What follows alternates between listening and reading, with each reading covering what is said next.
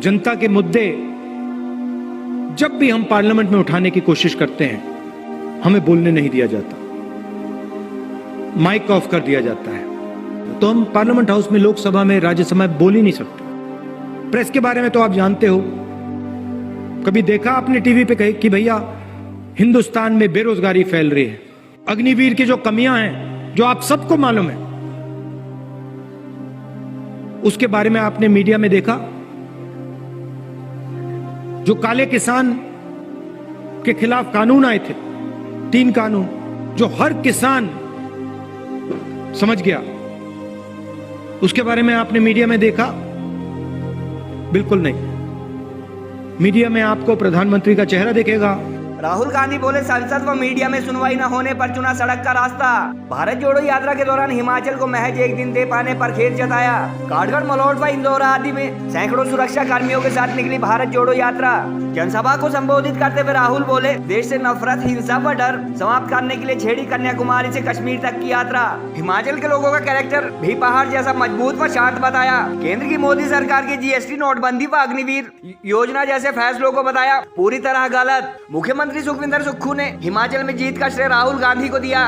प्राचीन काठगढ़ शिव मंदिर में राहुल गांधी ने कांग्रेस नेताओं के साथ की भोले बाबा की आराधना। आरएसएस व बीजेपी पर नफरत फैलाने के आरोप लगाते हुए कहा, यात्रा के दौरान उन्हें देश में नहीं दिखा हिंसा व नफरत का माहौल। कांग्रेस के वरिष्ठ नेता एवं वायनाड के सांसद राहुल गांधी द्वारा कन्याकुमारी से शुरू की गई भारत जोड़ो यात्रा आज हिमाचल व कांगड़ा जिला पहुंची और यहाँ मुख्यमंत्री सुखविंदर सुक्खू व पीसीसी अध्यक्ष प्रतिभा सिंह सहित सूबे के सभी आला कांग्रेस नेताओं ने उनका गर्मजोशी से स्वागत किया। सैकड़ों सुरक्षा कर्मियों व भारी संख्या में कांग्रेस कार्यकर्ताओं के साथ दर्जनों मीडिया कर्मियों की मौजूदगी में भारत जोड़ो यात्रा काठगढ़, मलोट व इंदौर आदि से गुजरी और इस दौरान दर्जनों मीडिया कर्मी व कांग्रेस सोशल मीडिया सेल के कार्यकर्ता व कर्मी भी उनके साथ साथ चले। अपनी एक दिल की हिमाचल यात्रा के दौरान राहुल गांधी ने प्राचीन काठगढ़ शिव मंदिर में कांग्रेस नेताओं के साथ भोले बाबा की पूजा भी की और जगह जगह कांग्रेस कार्यकर्ताओं व लोगों द्वारा उनका अभिनंदन किया गया।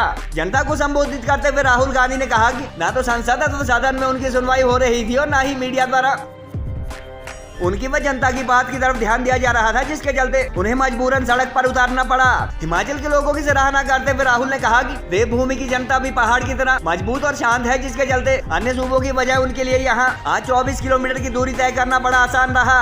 मीडिया पर जनता अथवा विपक्ष की आवाज न सुनने के आरोप लगाते हुए उन्होंने कहा कि विभिन्न चैनलों में जहाँ पीएम मोदी व एक्टर अथवा सेलिब्रिटी संबंधी खबरें लगातार चलती है, वहीं मीडिया के साथ साथ जुडिशरी व ईडी, सीबीआई जैसे सरकारी संस्थान भी मोदी सरकार के दबाव में काम कर रहे हैं। आरएसएस व बीजेपी प्रदेश में हिंसा, डर व नफरत फैलाने के आरोप लगाते हुए उन्होंने कहा कि अपनी आवाज जनता तक पहुंचाने के साथ साथ डर के इस माहौल को समाप्त करना भी उनकी इस यात्रा का मुख्य उद्देश्य है। अगली ही लाइन में राहुल गांधी ने यह भी कहा कि देश के विभिन्न राज्यों की यात्रा के दौरान उन्हें जनता में नफरत व डर का माहौल नजर नहीं आया और हर रोज भारी संख्या में लोग उनकी इस यात्रा में शामिल होने के लिए सुबह सुबह पहुंच जाते हैं। उन्होंने कहा कि हिमाचल को टच करने के लिए उन्होंने अपनी इस यात्रा के रूट को डाइवर्ट किया। हालांकि राष्ट्रपिता महात्मा गांधी की मृत्यु व शहादत के दिन श्रीनगर पहुंचने के लिए बिजी शेड्यूल के चलते वह सूबे को केवल 1 दिन दे पाए। अपने भाषण में राहुल गांधी ने केंद्र की मोदी सरकार के जीएसटी, नोटबंदी व अग्निवीर योजना जैसे डिसीजन जन विरोधी होने की बात भी दोहराई और महंगाई, बेरोजगारी का मुद्दा भी उठाया। हिमाचल पहुंचने पर मुख्यमंत्री सुखविंदर सुक्खू, पीसीसी अध्यक्ष प्रतिभा सिंह, उप मुख्यमंत्री मुकेश अग्निहोत्री व प्रदेश के लगभग सभी आला नेताओं व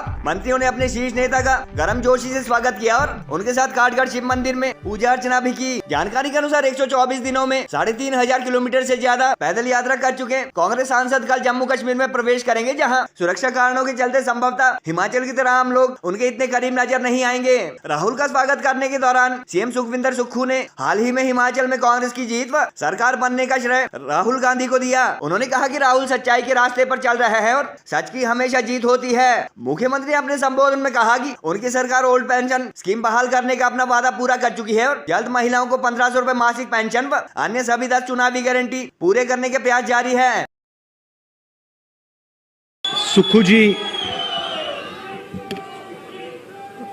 राजीव शुक्ला जी, स्टेज पे कांग्रेस पार्टी के सब वरिष्ठ नेता, प्रेस के हमारे मित्रों, आप सबका यहां बहुत बहुत स्वागत, नमस्कार। आज सुबह से आप हमारे साथ चले, ठंड में चले,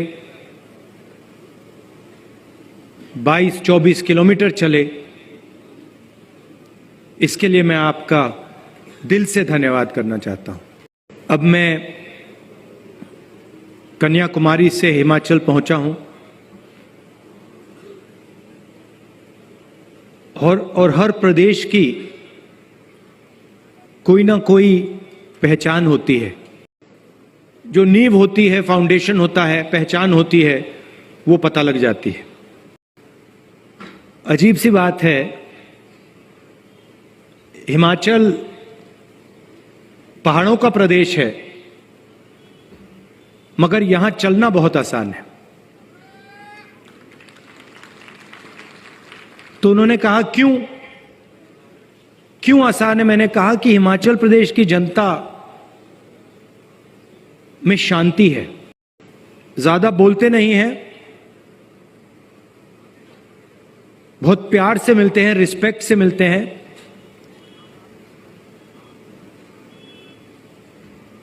तो ये मुझे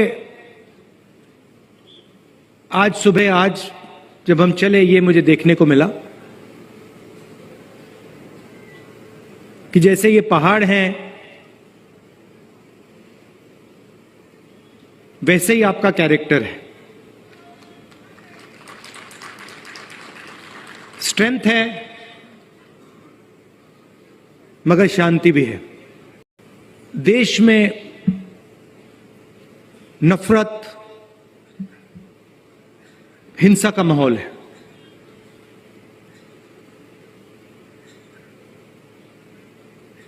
नफरत फैल रही है, डर फैल रहा है,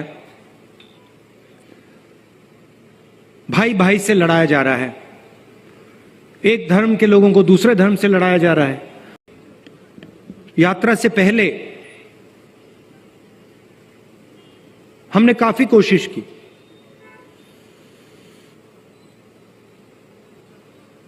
जनता के मुद्दे जब भी हम पार्लियामेंट में उठाने की कोशिश करते हैं, हमें बोलने नहीं दिया जाता, माइक ऑफ कर दिया जाता है।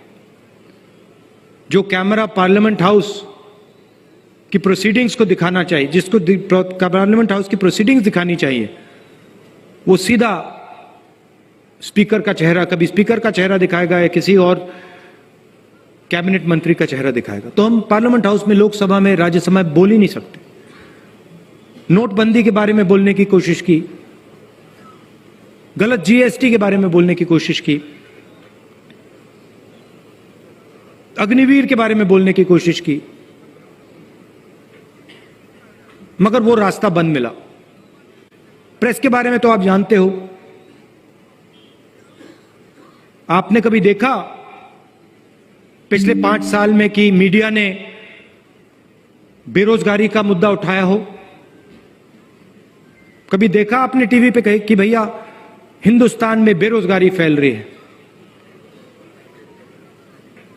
अग्निवीर की जो कमियां हैं, जो आप सबको मालूम है, उसके बारे में आपने मीडिया में देखा? जो काले किसान के खिलाफ कानून आए थे, 3 कानून, जो हर किसान समझ गया, उसके बारे में आपने मीडिया में देखा? बिल्कुल नहीं। मीडिया में आपको प्रधानमंत्री का चेहरा दिखेगा,